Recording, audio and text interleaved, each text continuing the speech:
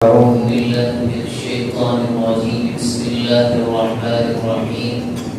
تبت يدا أبي لهب وتب ما أغنى عنه ماله وما كسب سيصلى نارا ذات لهب وامرأته حمالة الحطب في جيدها حبل من مسد. ہمارا جو آخری صورتوں کی تفسیر کا سلسلہ چل رہا ہے یہ اس کا سورت نمبر 9 ہے. اس سورت کا نام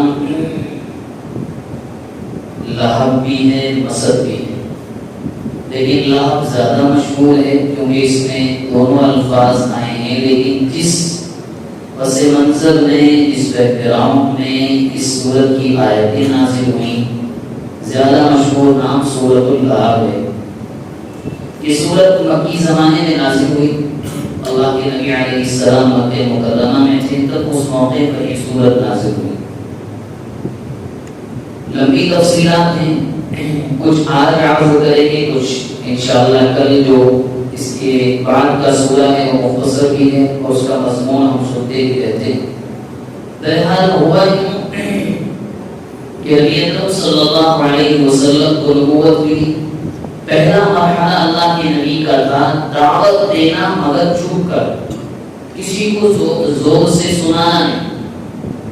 جب وہ زمانہ گزرا تو قرآن مجید کی آیت نازل ہوئی وَأَنذِرْ عَشِيرَتَكَ الْأَقْرَبِينَ.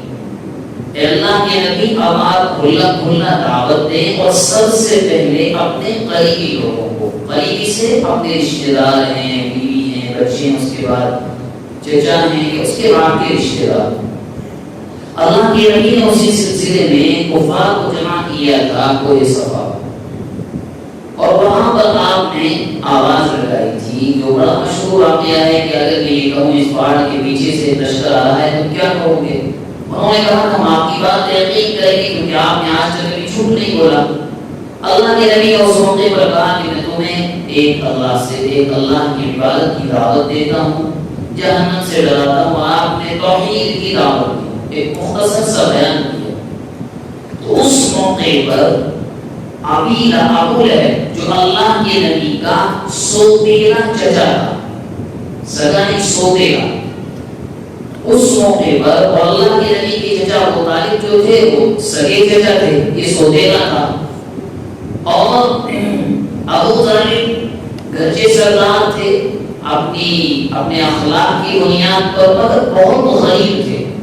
ابو لہب بے پناہ مالدار تھا. اس موقع پر اس نے اللہ کے نبی علیہ السلام کو یوں کہا نعوذ باللہ کی طرح ستیہ ناس ہو، کیا تو نے اسی لیے ہمیں بلایا تھا ابلیسی دعوت دینے کے لیے، ہمارے بتوں کو ہماری مورتیوں کو برا بھلا کہنے کے لیے؟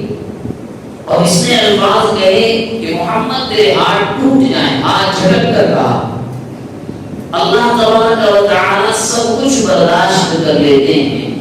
ایک موقع پر انبیاء کا مذاق بھی منایا جاتا ہے، لیکن جب پرسنل اٹیک ہوتا ہے تو اس آیت سے معلوم ہوتا ہے کہ وہ نبی کی شان میں اس طرح کی گستاخیاں کبھی برداشت نہیں کی کرتے. گرچہ وہ دنیا میں ظاہر ہو یا نہ ہو مگر آخرت میں ہو کر رہے گا.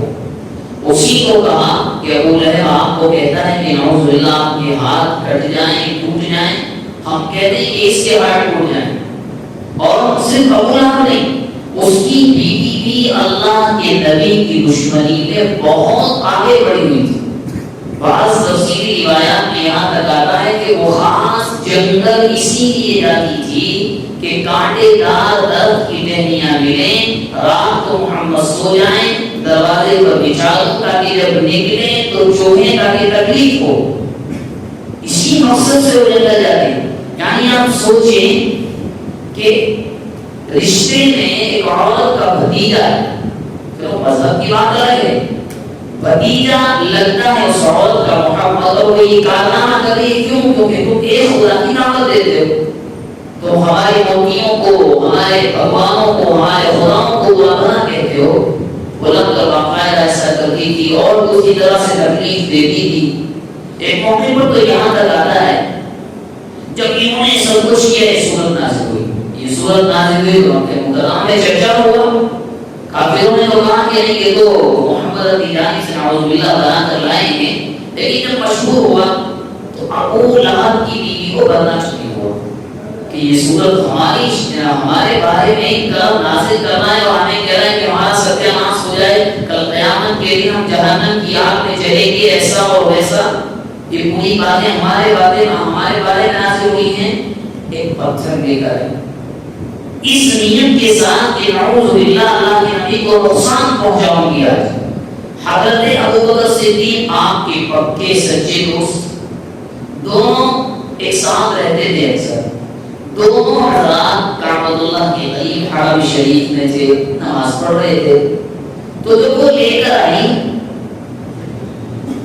حضرت ابوبکر نے کہا کہ ام جمیل آ گئی، اس عورت کا نام ابوالہب کی بیوی کا نام ام جمیل تھا کہ ام جمیل آ گئی، تو اللہ کے نبی نے کہا ابوبکر خدا کی قسم کہ مجھے نہیں دیکھ سکے گی، گرچہ میں اس کی نگاہوں کے سامنے رہوں گا، اور اللہ نے ویسا کر بھی دیا۔ ام جمیل آئی، بازو میں اللہ کے نبی کھڑے، حضرت ابوبکر ادھر ہے، وہ کچھ نہیں محمد کا ہے، حالانکہ وہی اس کی نگاہوں کے سامنے، اور فول بکر گالیاں دے کر مجھے دکھائی دے جاتے تو میں پتھر سے یہ کر دیتی نعوذ باللہ، ایسا نقصان پہنچاتی وہ چلی گئی۔ تو حضرت ابوبکر نے کہا کہ آپ دکھائی کیوں نہیں دی اس کو؟ اللہ کے نبی نے فرمایا کہ اللہ نے ایک فرشتہ بھیجا تھا جس نے مجھے اپنے آغوش میں لے کر چھپا دیا اور میں اس کو دکھائی دی۔ کل ملا کر بات یہ ابو لہب اور اس کی بیوی ام جمیل نے اس جوڑے نے انتہا درجے کا نقصان پہنچا، گندی گندی گالیاں دیا کرتا تھا، بے پناہ کی۔ یہ تو ابو طالب جب تک حیات رہے اس کی ہمت نہیں ہوئی، یہاں تک کہ اتنا درد بھرا واقعہ ہے کہ انسانیت نام کی چیز نہیں۔ ہوا یوں کہ اللہ کے نبی کو نبوت ملنے سے پہلے آپ کی دو صاحبزادیوں کا نکاح اسی مرحوم کے بیٹوں سے ہوا تھا۔ اب آپ کے دو بیٹوں سے آپ کی دو بیٹیوں کا نکاح ہوا، ایک بیٹے کا نام تھا عتبہ، ایک کا نام تھا عتیبہ، دو کا نکاح ہوا۔ اب جب نبوت مل گئی تو ظالم آ کر اپنے بیٹوں سے کہتا ہے میرے دل کو سکون ملے گا محمد کی دونوں بیٹیوں کو طلاق دے دو۔ ابھی نکاح ہو گیا تو رخصت نہیں ہوئی۔ ظالم بیٹے نے ایک نے تو اسی وقت جا کر کے طلاق دے، خود اللہ کے نبی حرم میں جا کر کہتے میں تمہاری بیٹی کو طلاق دے۔ کیا گزری ہوگی اللہ کے نبی کے، وہ جو تکلیف پہنچی۔ اللہ کے نبی نے پہلی مرتبہ کسی کو بدعا، آپ بدعا نہیں دیا کرتے تھے، آپ کی زبان سے کبھی بھی چاہے اپنے ہوں یا پرائے، چاہے مسلمان ہمیشہ قرآن کے الفاظ لیں گے۔ آپ نے اس موقع پر آپ کو تکلیف پہنچی، آپ نے بدعا دی اور آپ نے یہ الفاظ لے کہ اللہ اپنے کتوں میں سے ایک کتا اس پر مسلط کر دے۔ اور ہوا بھی ایسے کہ ابو لہب کا بڑا بیٹا ملک شام کے سفر پر گیا، رات میں کہیں آرام کر رہا تھا، قافلہ پورے قافلے کو شیر آیا، اس نے کچھ نہیں کہا، اس کے بیٹے کو پھاڑ کر ٹکڑے کر دیے۔ پہلی مرتبہ اللہ کے نبی کے دل کو تکلیف پہنچی، آپ نے بدعا۔ دوسرے بیٹے کی طلاق دی، مگر وہ ذرا اخلاق والا تھا، بعد میں طلاق دی جب آپ ہجرت بھی کر چکے۔ بڑا مشہور واقعہ ہے کہ وہ حضرت زینب رضی اللہ عنہا مکے میں رہ گئی تھی، ان ظالموں نے معاہدہ کر لیا کہ جاؤ اپنی بیٹی کو لے جاؤ، اللہ کے نبی کو یتیم صحابہ کو بھیجا، وہ بیٹی جا رہی تھی، ظالموں نے بدلہ لینے کے لیے روایات میں یہاں تک شاید ہو گئی یا دوسری بیٹی نے آپ کی ایک تیر ایسا چلایا کہ ان کے پیٹ سے آر پار ہو گیا۔ یعنی کہ ایسے انسان کے بارے میں جو عذاب کا ذکر کہ اس کی نسل کے بارے میں اللہ نے یہ بھی کہا ہے جو اس نے اللہ کے نبی کو اور آپ کی اولاد کو تکلیف پہنچائی۔ اس سے بات تو یہ معلوم ہوتی ہے کہ جو اللہ کے نبی کی شان میں گستاخیاں چوری ہوتی، دنیا میں کیسا بھی حشر ہو سوائے ان کو ہدایت مل جائے تو الگ بات، ورنہ حشر کوئی اچھا نہیں ہوتا۔ سلمان رشدی کے بارے میں سب جانتے ہیں، تسلیمہ نسرین کے بارے میں سب جانتے ہیں، نعوذ باللہ الشخص نے رنگیلا رسول نامی کتاب لکھی اس کے بارے میں سب جانتے ہیں۔ سینکڑوں مثالیں ہمارے سامنے موجود جو آج تک ہمارے سامنے یہ ہوتا ہے، جو کہ آپ ہمارے قانون سے بندے رہتے ہیں، کچھ نہیں کر سکتے کہ ملک کے قانون کو فالو کر کے اسلام حکم دیتا ہے، لیکن اس بات کا یقین رکھیے اگر اس کو ہدایت نہیں ملتی تو اس میں کوئی شک نہیں کہ خدا کی قسم انجام بدترین ہوتا ہے. کوئی جانور بھی سکون کی موت مرتا ہے مگر وہ انسان سکون کی موت مر ہی نہیں سکتا جس نے اللہ کے نبی کی شان میں گستاخیاں کی. انجام سینکڑوں مثالیں آپ کے سامنے اللہ تبارک و تعالی کی باتیں ہمارے سامنے آئیں اور پر عمل کی توفیق مرحمت فرمائے.